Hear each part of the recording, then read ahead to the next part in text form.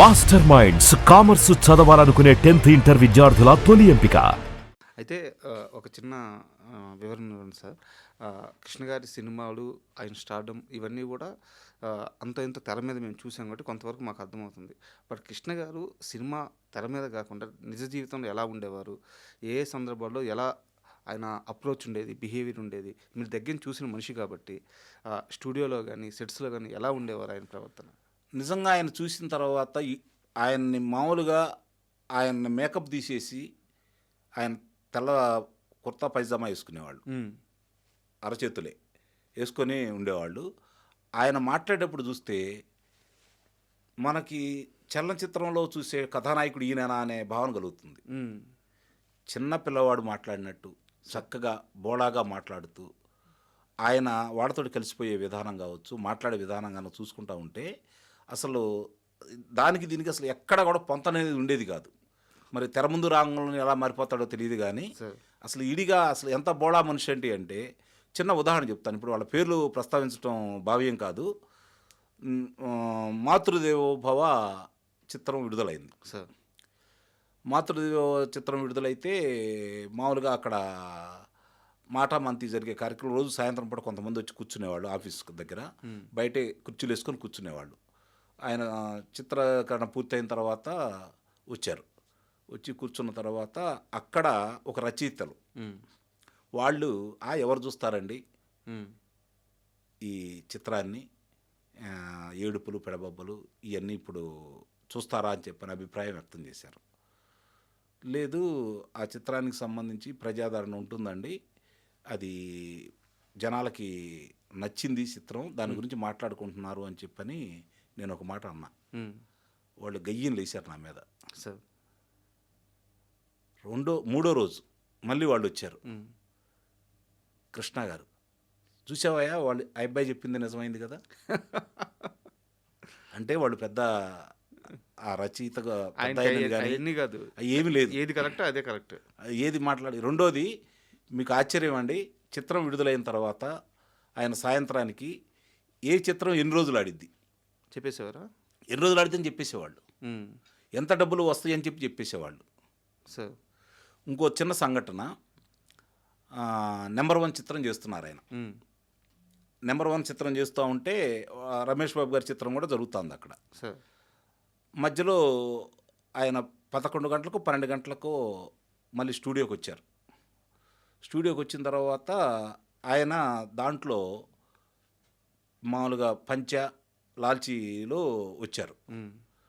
వచ్చిన తర్వాత రమేష్ బాబు అడిగాడు, ఏంది నాన్న ఇప్పుడు వచ్చారని చెప్పని. అంటే ఈ డ్రెస్ బాగాలేదని ఎస్వి కృష్ణారెడ్డి గారు షూటింగ్ క్యాన్సిల్ చేశారన్నారు. అంటే ఎస్వి కృష్ణారెడ్డి గారు కృష్ణ గారి అభిమాని సార్. ఆ కాస్ట్యూమరు ఆ రిచ్నెస్ కనపడలేదని చెప్పని సార్ ఆ రోజు చిత్రీకరణ ఆపేశారు. అదే ఆయన అభిమానం, ఆయన వచ్చేది చెప్పాడు. ఆశ్చర్యం అంటే ఆయన ఏవి దాచుకోవడం అనేది ఆయనకు తెలియదు కృష్ణ గారికి. రెండోది అవతల వాళ్ళు మనం మాట్లాడే దాని గురించి ఏ విధంగా తీసుకుంటారని కూడా ఆలోచించరు. ఉండట్టు చెప్పడం అనేది ఆయనకి. మీరు అన్నది నాకు ఇప్పుడు సెన్స్ అవుతుంది. ఇప్పుడు కృష్ణ లాంటి ఒక సూపర్ స్టారు పలానా డైరెక్టర్ ఈరోజు షూట్ క్యాన్సిల్ చేసిన బయటికి చెప్పకూడదు, యాక్చువల్గా చెప్పకూడదు. నాకు కుదరలేదు, ఏదో కుదరలేదు కారణం చెప్పొచ్చు, కానీ డైరెక్టర్ క్యాన్సిల్ చేశారు షూటు, ప్యాకప్ చెప్పారు, నేను వచ్చేసానని కృష్ణ గారు లాంటి హీరో చెప్పకూడదు కదా. బట్ ఆయనకి అదేం ఉండదు. ఉండటం కాదు, ఆయన ఏ కాడికి కూడా ఏ విధంగా ఆలోచిస్తాడు అంటే నిర్మాత నష్టపోకూడదు సార్, నిర్మాత నష్టపోకూడదు. ఇదితో పాటు ఆ రోజు అక్కడ అందరితో పంచుకున్నారు విరామం సమయంలో. ఇప్పుడు చాలామంది ఈరోజు మహేష్ బాబు అగ్రకథానాయకుడిగా వెలుగొంతున్నాడు కాబట్టి సహజంగా కృష్ణ గారి వారసుడు మహేష్ బాబుగా అందరూ భావిస్తారు. కానీ కృష్ణ గారికి రమేష్ బాబు గారంటే బాగా ఇష్టం సార్. ఆయన తీరని కోరిక అది. ఎందుకంటే తన అంత స్థాయిలో కాకపోయినా రమేష్ బాబు కథానాయకుడిగా నిలదొక్కోవాలని చెప్పి ఆయన ఎప్పుడు భావిస్తూ ఉండేవాళ్ళు. ఆ విషయంలో చాలా ప్రయత్నాలు చేశారు. దురదృష్టం నిజంగానే కృష్ణ గారి మనస్తత్వాన్ని పుడిపుచ్చుకున్నటువంటి వ్యక్తి రమేష్ బాబు గారు సార్. ఆయన దురదృష్టం చిత్ర పరిశ్రమకు కూడా నిజంగానే ఓ మంచి మనిషి దూరం అవటం కూడా బాధాకరమైన విషయం. మీకు ఇంకో సంఘటన చెప్తాను. వారసుడు వారసుడు వివాదం మీ అందరికీ తెలుసు. అవును. వారసుడు చిత్రంలో నాగార్జున గారికి తండ్రిగా నటించారు ఆయన. తండ్రిగా నటించినప్పుడు ఆయన చొక్కా పట్టుకున్న విధానం, సార్.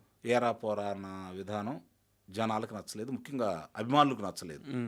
రచ్చ రచ్చ చేశారు, అందుట్లో నేను కూడా ఒకడిని. మీరు కూడా అనుమానం లేదు దాంట్లో. అది చెప్పుకోవాలంటే చాలా ఉంది, సరే కొంత చెప్తాను. అయితే అది వివాదం చిలికి గాలివాన అయింది. గాలివాన అయి ఒక రకంగా దానికి సంబంధించినంత వరకు వసూళ్ళు కూడా తగ్గాయి.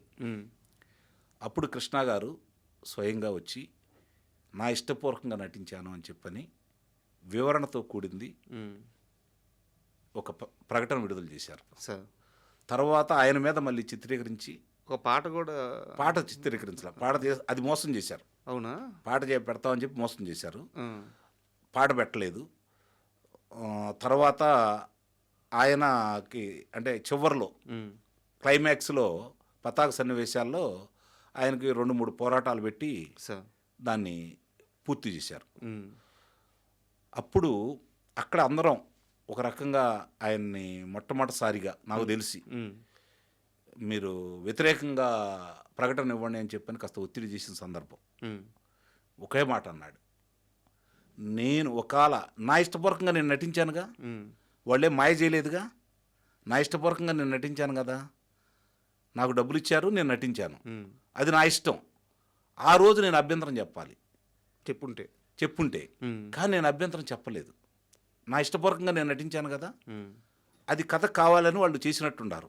సరే, నాకున్న ప్రజాదరణ చూసి ఈరోజు మీ అందరూ బాధపడతా ఉండొచ్చు, కానీ నిర్మాత నష్టపోకూడదు కదా అని చెప్పని నిర్మాత పక్షాన్ని నిలబడి నిర్మాత కోసం ప్రకటించినటువంటి గొప్ప వ్యక్తి ఆయన. వ్యక్తిత్వం సార్.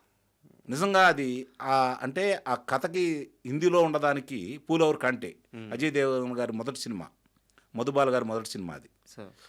దాన్ని వీళ్ళు తీసుకోవచ్చు, కానీ ఇక్కడ ఆయనకున్న ప్రజాదరణ కూడా దృష్టిలో పెట్టుకున్నట్టయితే ఒక రకంగా ఉండేదేమో. కానీ ఆ చిత్రంలో నిజంగానే ఒకసారి కనుక మనం చూస్తే కృష్ణ గారు దర్శకులు ఉపయోగించుకుంటే ఎలా నటిస్తాడనే దానికి అది కూడా ఒక ఉదాహరణ. అంటే ఇలాంటి ఆయన జీవితంలో కోకొల్లలు నాకు తెలిసి ఆయనకిచ్చిన రెమ్యునేషన్ కంటే కూడా ఆయన వదులుకున్నాయే ఎక్కువ ఉన్నాయని చెప్పైతే నేను అది భావిస్తాను. ఇది చాలామంది చెప్తారు సార్ ఇదే మాట.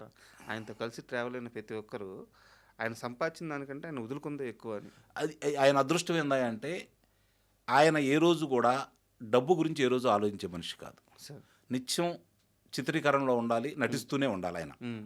అలాగే 17 చిత్రాలు దర్శకుడిగా చేసిన ఆయన సంస్థలో అన్ని చిత్రాలు నిర్మించినా కూడా ఏ రోజు కూడా నేను ఇంత పెద్ద కథానాయకుడిని, నా సంస్థ ఇలాంటిది అని ఏ రోజు ఆయన భావించేవాడు కాదు. చుట్టూ ఎప్పుడు జనం ఉండాలి, సరదాగా ఉండాలి, సాయంత్రం పూట